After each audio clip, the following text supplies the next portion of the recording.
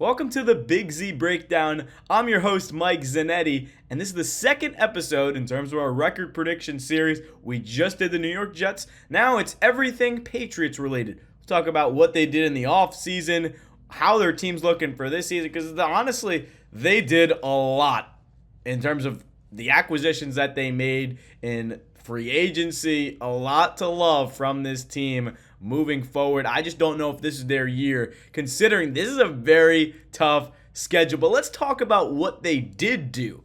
First of all, they addressed the offensive line. In the NFL draft, their first round pick, they used it on a tackle in Will Campbell. He spoke about how he is a protector. He's going to be there for the quarterback. I mean, honestly, that's the guy you want on your line, and he's a great piece at LSU last year, and a great pick overall. Their offensive line really is pretty solid. Cole Strange, Garrett Bradbury, Morgan Moses. You got a lot of depth, and honestly, I don't really think there's anything missing. I mean, it's definitely not the best, but you have a player at every position, and it sounds like it's a pretty good group overall. You drafted TreVeyon Henderson in the second round. You got Kyle Williams in the third round. The draft was great for New England. I loved it. And to be thinking about their coaching staff, which is even better, there's not enough great things that I could say about the Patriots, because you fired your head coach last year, Drake Maye, one and done. He didn't do that great. You bring in Mike Vrabel, who has a great track record at Tennessee,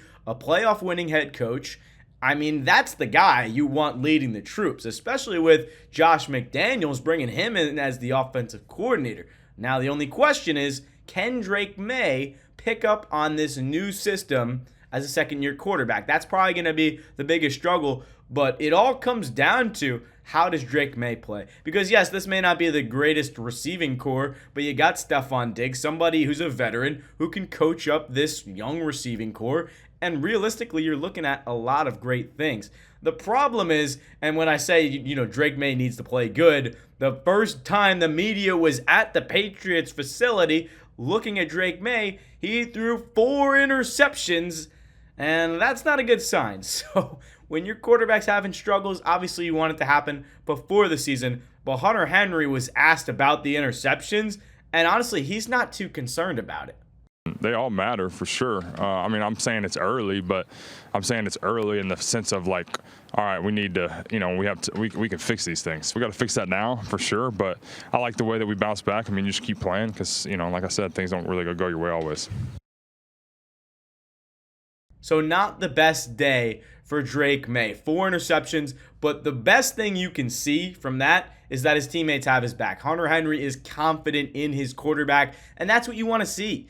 Players, especially them two, they're going to have a good chemistry this season. Henry is a big red zone target. They had a good connection last season, and this is, again, a young receiving core. So love to see that from this team. And it's interesting for me to look at how is this system going to be run, because realistically, Ramondre Stevenson and TreVeyon Henderson, that's a nice duo. And I think Henderson can be that new back where it's yes, Ramondre Stevenson had fumble issues last year, and even Antonio Gibson as a third string, you can mix in those guys as they go, but this could be a quick system in terms of short routes for McDaniels. I don't know what we're looking at for the Patriots, but it's definitely a wild card kind of team that Drake Maye could have this sophomore rise to fame kind of season, and we could be looking at a Patriots playoff team potentially.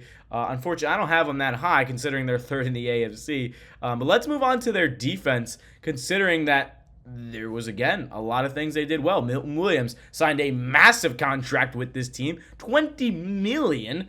That was a lot of money, but if you're going to go get somebody, Milton Williams played basically for the Eagles last season, so that was a great pickup. Harold Landry, reuniting him with his former head coach in Mike Vrabel, who played at Tennessee. Again, he's gotten hurt since then, but still a great player. Christian Barmore, love him. They picked up Carlton Davis, so their secondary really is solid. Kyle Duggar, Jabril Peppers, Christian Gonzalez. Love a lot of those players, and this defense is going to be solid when your head coach is Mike Vrabel. The Titans didn't have anybody shocking, and talk about Carlton Davis, who's also a former Titan, so that's another guy who can play in that system. But Mike Vrabel has manned the troops on the defensive side. He's known to be a defensive head coach. So that's where I say it comes down to Drake Maye. And can he man the troops? Because I'm not the biggest fan of the schedule, but we'll get to in a second. Can they be the team that they want to be? When looking at Mike Vrabel in his first year as a head coach, he sees the team come into play, but he's talking about building the identity here. And I want you to be like, listen, because like, as a first-year head coach, you're going to be asked all these kinds of questions. And for Mike Vrabel, this is not new. And he knows what he's looking for when you're looking at these guys. Take a listen. I think there's an excitement. There's an energy. I think there's a willingness of players that walk in and want to improve and want to get to know the new players and the ones that they're familiar with from last year and the coaches and everything else. So we're just constantly trying to build that each and every day. You could focus on pad level. You could focus on hand placement. But that physicality is not something that's going to be identified over the course of, the next 4 weeks. Now, Vrabel knows kind of how to just will a team to victory, and when you have someone like that in your locker room, that's what you love to see. So OTAs are going on.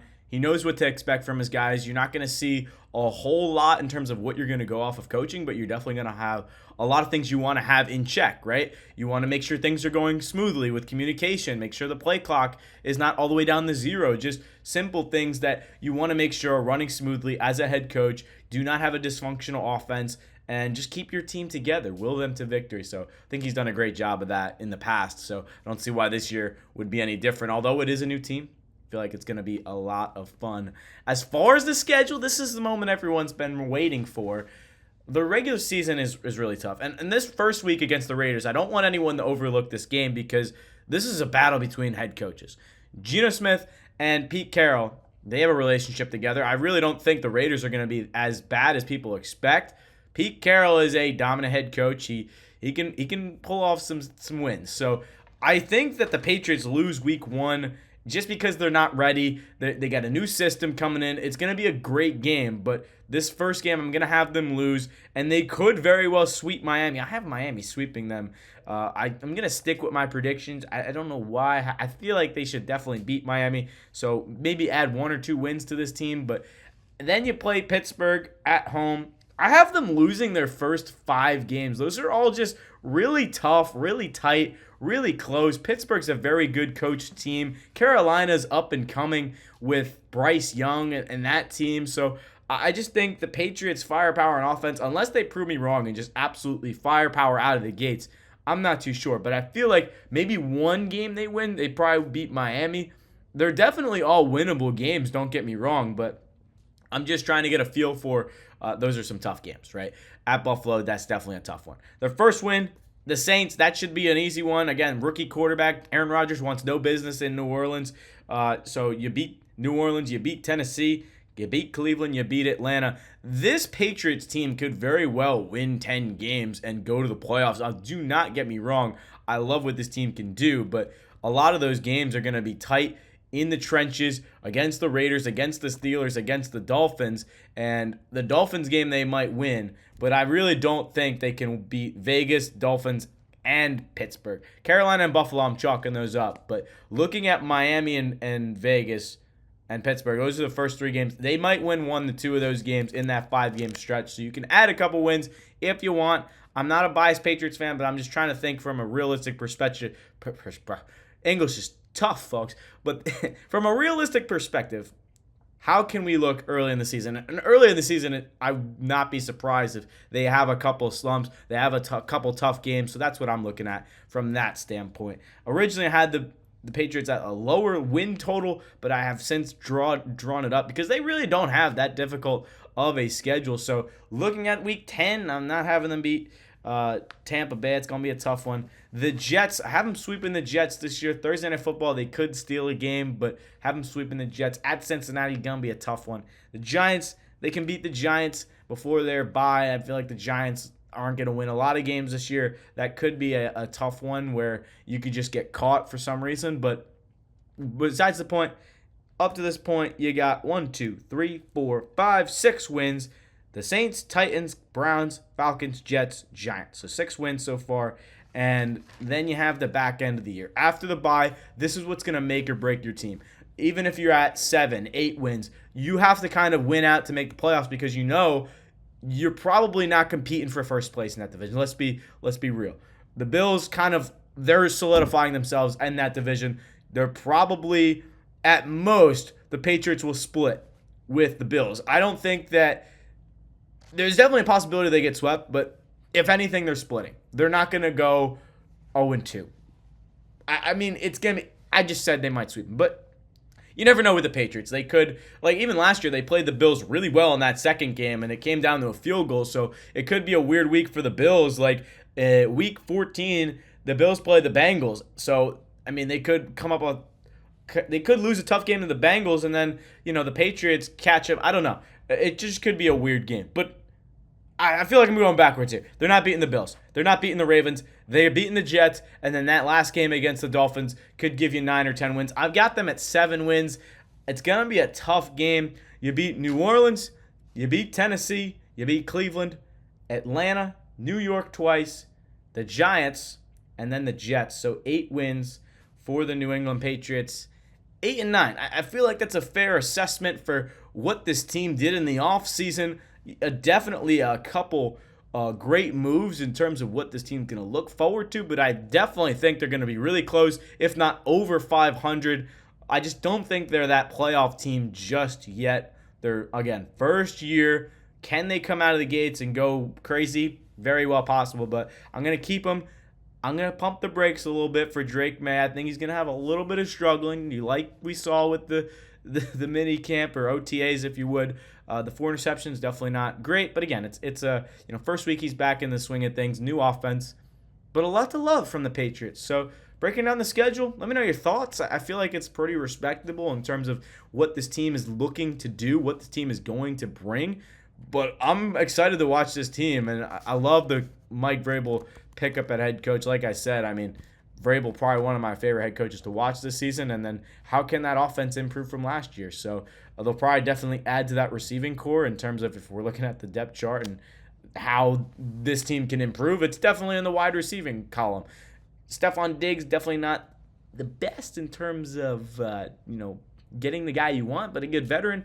I don't mind going after a Gabe Davis or just somebody in the free agency market, but you have a lot of depth there. So I think I'm just rambling at this point, but thank you everyone so much for watching. Let me know your Patriots record prediction in the comments. Thought we broke it down pretty well. Let me know another team you'd like to see, but next will be the Miami Dolphins in second place. Probably could switch that around, but 8 and 9 for the New England Patriots. Thank you everyone once again. Appreciate all the support on the videos, and we'll see you for the Dolphins prediction next.